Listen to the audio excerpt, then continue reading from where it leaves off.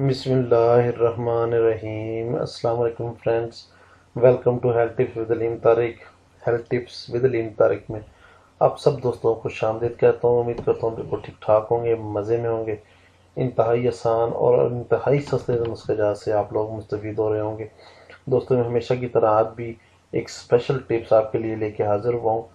یہ ٹپس جو ہے انشاءاللہ عزیز تمام کے تمام ان لوگوں کے لیے ہے جو لوگ بہت ہی زیادہ پریشان ہیں اور جو کافی عرصے سے لا علاج ہو چکے ہیں یا علاج کرا کرا کے تنگ آ چکے ہیں۔ ان لوگوں کے لیے بہت ہی بے نظیر تحفہ ہے یہ، اور امید کرتا ہوں کہ انشاءاللہ آپ پچھلی ویڈیوز کی طرح اس ویڈیو کو بھی ضرور پسند کریں گے۔ ویڈیو سٹارٹ کرنے سے پہلے تمام دوستوں سے، بھائیوں سے، بہنوں سے ریکویسٹ ہے کہ جن لوگوں نے ابھی تک چینل کو سبسکرائب نہیں کیا وہ برائے مہربانی چینل کو سبسکرائب کریں اور ساتھ بیل آئیکن کو ضرور کلک کریں تاکہ میری ہر نئی ویڈیو نوٹیفیکیشن کی صورت میں آپ کو مل سکے۔ اور جن لوگوں نے چینل کو سبسکرائب کیا وہ ان لوگوں کا بہت بہت شکریہ۔ ان لوگوں کے تعاون کی وجہ سے میری حوصلہ افزائی ہوتی ہے، اور ان لوگوں کے فون کالز اور میسیجز کی وجہ سے ہی میرا حوصلہ بڑھتا ہے اور میں اور ذرا اسٹرگل کرتا ہوں آپ لوگوں کے لیے اچھے اور آسان ترین اس کا جواز لانے کے لیے۔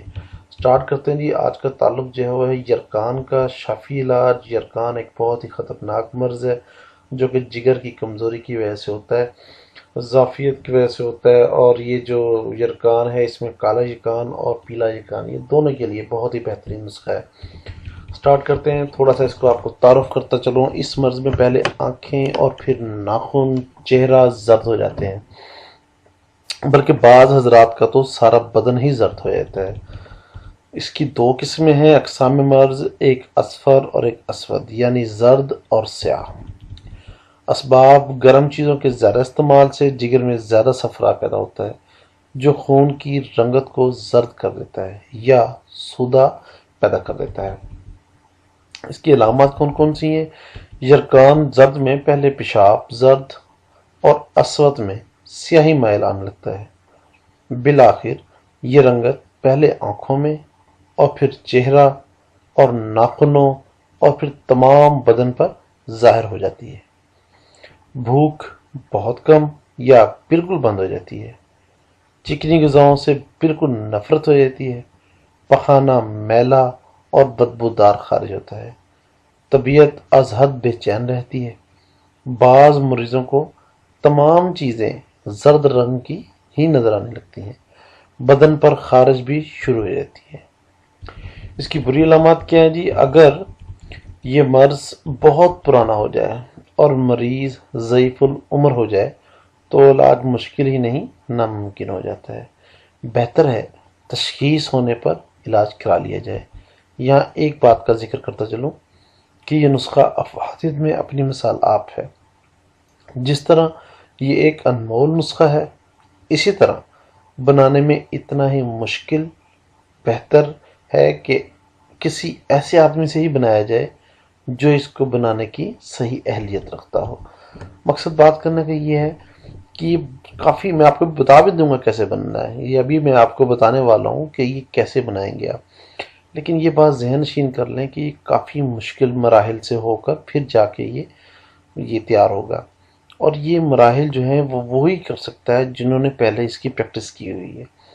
تو بہت ہی بہتر بات ہے کہ جو لوگ اس طرح کا کام کر چکے ہیں یا جنہوں نے اس طرح نسخے بنائے ہیں، حکیم صاحبان یا ان کے شاگرد وغیرہ، تو آپ انہی سے رابطہ کریں، یا پھر آپ ہم سے خرید لیں۔ ہمارے پاس ہم لوگ بالکل آرڈر پر خود فریش تیار کرتے ہیں، بنا بنایا نہیں رکھتے۔ جب آرڈر ملتا ہے اس کو فریش تیار کر کے پھر دیتے ہیں، ورنہ خرید لیں تو زیادہ بہتر ہے۔ نسخہ کیا ہے جی؟ نسخے میں ہے جی، اس کے ٹوٹل 7 ایٹم ہے۔ 7 ایٹم ہے، جس میں سے یہ دیکھیں میں نے لائن لگائی ہوئی ہے، 4 ایٹم کو الگ اور 3 ایٹم کو الگ طریقے سے اس کا تیار کرنا ہے، پھر جا کے یہ نسخہ جو ہے وہ تیار ہوگا۔ شروع کرتے ہیں جی۔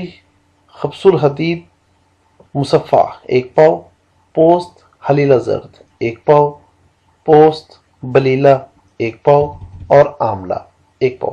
یہ 4 چیزیں ہیں جن کو آپ نے پہلے تیار کرنا ہے۔ اگلی بھی سن لیں، پھر بتاؤں گا الگ الگ کیسے کرنا ہے۔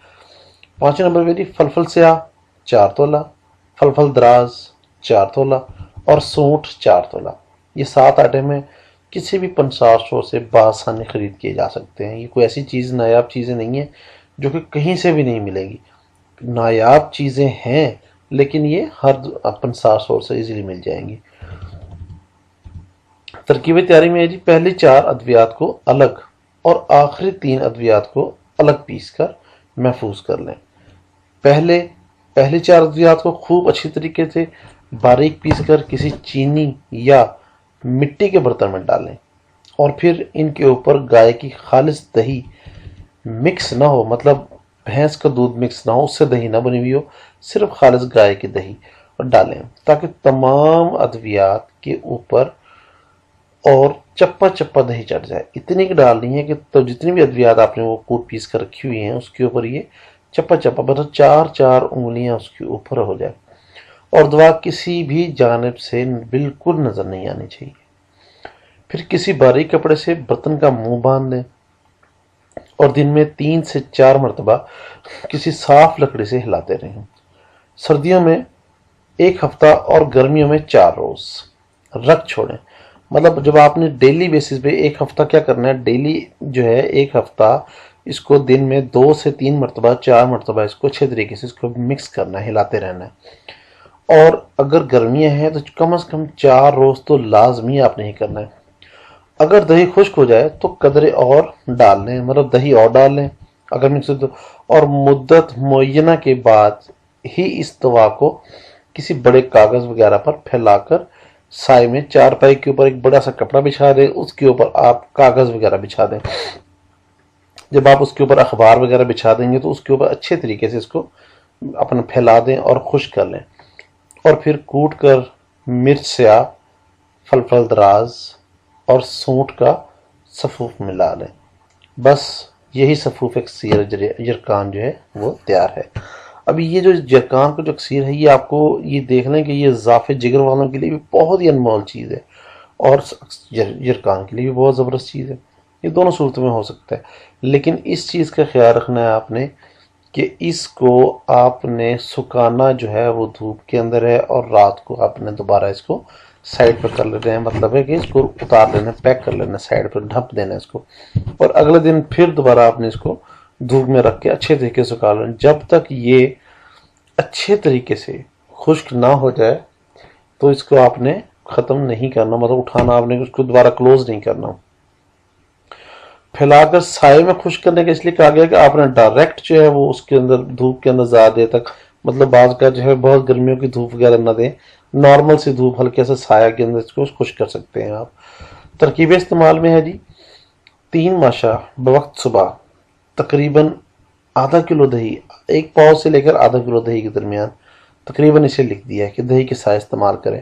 7 سے 8 روز کے اندر انشاءاللہ یہ اپنا فیڈ بیک دینا شروع کر دے گی، آپ کو ضرور انشاءاللہ اس کا اثر ہونا شروع ہو جائے گا، اور مکمل علاج کے لیے آپ اس کو 15 اقدام لازمی استعمال کریں۔ جو صاحب آزمائیں گے انشاءاللہ العزیز خوش ہو جائیں گے۔ اور آخر میں کسی بھی قسم کے مسئلہ یا پریشانی کی صورت میں یا مشورے کے لیے یا تیار شدہ دوا کے حصول کے لیے آپ ہم سے رابطہ کر سکتے ہیں۔ رابطہ نمبر دیا جا چکا ہے، موبائل نمبر دونوں ہیں، ایک جیز کا اور ایک زوم کا ہے، کسی بھی نمبر پہ آپ کال کر سکتے ہیں۔ اور برائے مہربانی کوشش کیا کیجیے کہ رات 10 سے 11 بجے تک ہی کال کیا کریں، اس سے لیٹ مت کیا کریں تاکہ آپ کی بہترین رہنمائی کی جا سکے۔ آخر میں وہی بات کہ ہے زندگی کا مقصد صرف اور صرف خلق خدا کی خدمت۔ کوشش کرتا ہوں کہ آپ لوگوں کے لیے اور زیادہ اچھے نسخے لے کے آؤں، یہ تھوڑا سا مشکل ضرور ہے لیکن افادیت میں اپنی مثال آپ ہے۔ برائے مہربانی ویڈیو کو لائک اور شیئر لازمی کیجیے گا، اور آخر میں چینل کو سبسکرائب کرنا مت بھولیے گا۔ بہت شکریہ، السلام علیکم ورحمۃ اللہ وبرکاتہ، اللہ حافظ۔